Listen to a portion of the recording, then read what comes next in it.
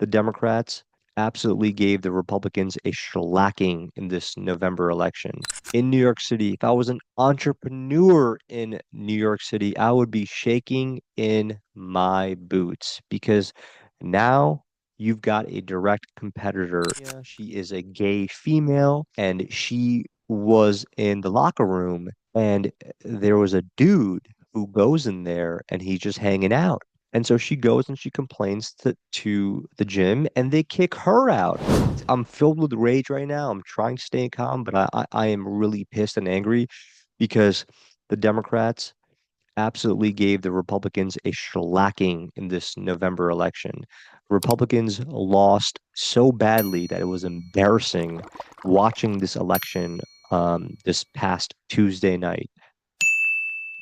And honestly, they're going to get incinerated in the Republicans are going to get incinerated in the midterm election next year if they don't figure out a way to get their messaging, get better candidates across the aisle who connect with younger folks, not just old people or people in who are middle age. Like you need to be able to get younger people excited, and so uh, this is why you have a socialist as the mayor of New York City because he got a bunch of young folks, and I'll give him credit because when he speaks and he meets with the younger folks, I mean, he gets them excited by his phony ass smile, and he's got a message that just says, "I'll give you free busing, I'll give you free food, I'll give you free Social Security, I'll give you free this and free that, and legalize prostitution and seizing the means of production." I mean, this guy is not a democratic socialist. He is just a pure socialist, okay? And it's so revealing what the Democratic Party has done because they've completely revealed themselves. The cloak has fallen off because you see all these people embracing him like a Bernie Sanders, like an AOC. You know, Bernie Sanders used to be a guy who's talking about universal health care and free colleges. This guy is talking about free grocery. He's talking about government-run grocery stores, free busing, rent freezes. I mean, this is so far left of what Bernie Sanders was advocating for.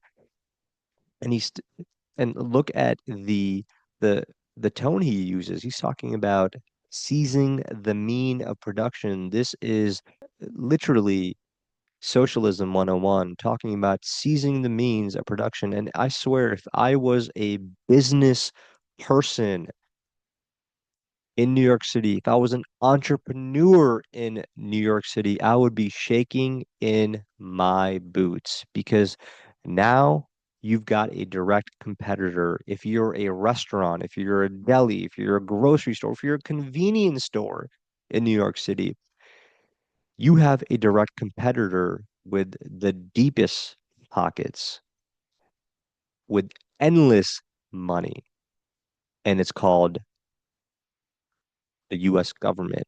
And let me also mention they've got a military. So they could do whatever the heck they want. Okay. And so when you have the government as your direct competitor, they don't care about making money. All they want to do is uphold a policy. And so they're going to undercut you every measure they can. So this is such a scary time in New York City. I feel so bad for the people in New York City because they have no idea what they've just done. They've shot themselves in the foot by electing this moron as their mayor of New York City. This guy, this guy Mamdani talks about he's Muslim. Okay, if you're a Muslim and you're advocating for legalizing prostitution, oh really? Like, it, as a Muslim man, what do you think Muslims would do prostitutions? They would probably behead them in the public square if they got a chance. And here he is talking about um, opening up prison systems. He doesn't believe in the prison system and how it's obsolete. Obsolete. Dude, I don't want criminals out on the street. Guys, ooh, this is giving me a headache just talking about this because I can't wrap my head around this. It is so scary to think about what he's talking about. And now he's going to go ahead and empty out prisoners on the streets of New York City. He's going to legalize prostitution. He's going to open up government-run grocery stores. I mean, he might as well run government-run restaurants because that's going to be the next thing. I'm sure that's what he's going to do next. He's talking about freezing the rent on 2 million people in New York City. What about the other side? What about the people who have mortgages to pay, who have bills to pay, who house hack, who live in one unit, rent out the other, who say we have investment properties and we rented this place out, or like we're going away on a vacation and we've subleased this apartment and it's rent controlled, and so these people just won't pay anymore. And this guy's gonna fast track housing bubble prices that's already rampant in New York State, but also throughout America. And one has to think about like where does this the socialist communist, get these ideas from? And you trace it back to his roots. He's from Uganda. And let me just mention one more thing about Uganda, okay? I'm not well traveled, but I have friends who are well traveled, and they'll say, I want to travel to Morocco. I want to travel to South Africa. Never have I ever heard anyone saying I want to travel to Uganda, where this guy is from. And it completely makes sense. This is a guy who was born in Uganda, raised in Uganda, and so he's embraced all these socialist uh, programs that Uganda has because they're a socialist country. And you look at Uganda as a socialist, it being a socialist country, they are a third world country. They have no running water. They have no electricity. It's there 1 minute, it's gone the next. They treat women like second class citizens. But you know what? His living in Uganda was completely different from the average people who live in Uganda, and that's what happens in a socialist country where you have the extreme w- wealthy folks living on one side and the other side is complete poverty. And so he's brought these socialist policies over from Uganda to the great city of New York. And now, as mayor-elect of New York, the first day he's talking about, he's saying, give me more money. Remember, I told you to stop giving me money? Oh, no, bring back money. Keep giving me money, actually. I need it. Look, New York has some of the highest taxes, and your taxes are just going to go higher because of this buffoon that you've put in office. And it's all empty promises because he's not going to be able to give you free buses and fast buses because he's got to go through the state of New York. It's not just a New York City thing. It's state run. So he's got to go through the state, and he's not going to be able to do it. And he's got to fight Kathy Hochul, who, by the way, embraces him with open arms. And this is what I mean. This is what I meant earlier when I say the Democratic Party has revealed itself.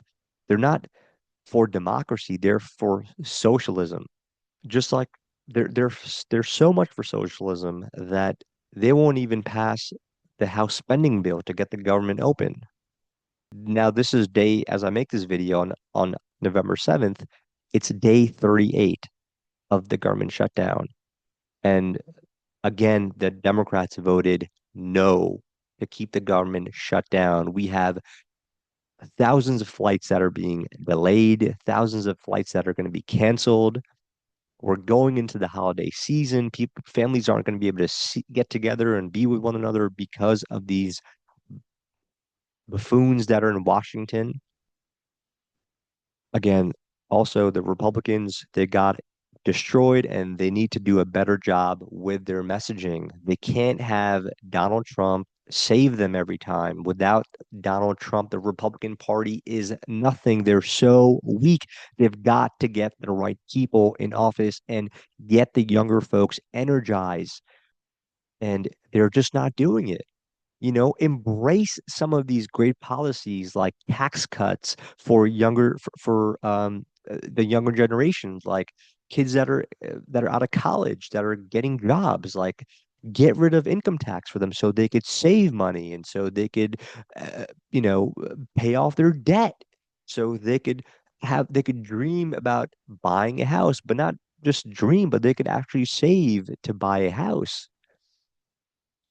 Make trade schools free. Forget universities where they indoctrinate young children with these LGBTQ trans rights.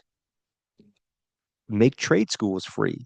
That's how you bring back manufacturing. You bring back skilled labor to America. And just talking about trans and the trans community, I'm sure you guys heard just over this past weekend. If you haven't, I'll talk about it. This is now in California. We're going to California where there was a an event at an incident at Gold's Gym where Tish Hyman, who is a member at a Gold's Gym in California, she is a gay female, and she was in the locker room and there was a dude who goes in there and he's just hanging out. And I ideally you would say, what the hell is a dude doing in a woman's locker room? And so she goes and she complains to the gym and they kick her out. Gold's Gym! Men! Grown men with big in the women's locker room! And that's why I'm getting kicked out, and I want to make sure the girls know! They ban her from the gym. So if I was Tish Hyman, I would be lawyering up right now. I would be calling up a lawyer and saying, I'm being discriminated against by being in a place where I should be, where I should feel safe, where little girls go, where women go, and there's a dude walking in there pretending to be a woman. Again, these are the policies of Democrats. They want to push this stuff, they want to shove it down people's throat. They're complete basket cases, some of these Democrats. There's a very small percentage of them are actually people you could converse with that are logical and that would agree with me when I talk about this stuff, where men should not be in female sports. Men should not be able to use the bathroom of females. I mean, think about this, guys. If you're a little girl and you're watching your mother compete and she's deadlifting 200 pounds and imagine how inspiring that is to a little girl or watching her mom deadlift more than most men can. But then here comes a man pretending to be a female who destroys her. Imagine if you're a little boy and you're a little girl and you have these drag queens, by the way, which is a adult performance art, come to little girls and boys' class and read to them. Their kids are so impressionable. Imagine how confused they are. So again, these aren't even real issues. This isn't even like a 50-50 issue. This isn't even like a 80-50 issue. This is like a 1% to 99% issue where people are like, we don't want any of this stuff. Like, and I don't think the current administration is going far enough. They need to go further and start prosecuting these perverts, these perverted men that are going into female locker rooms.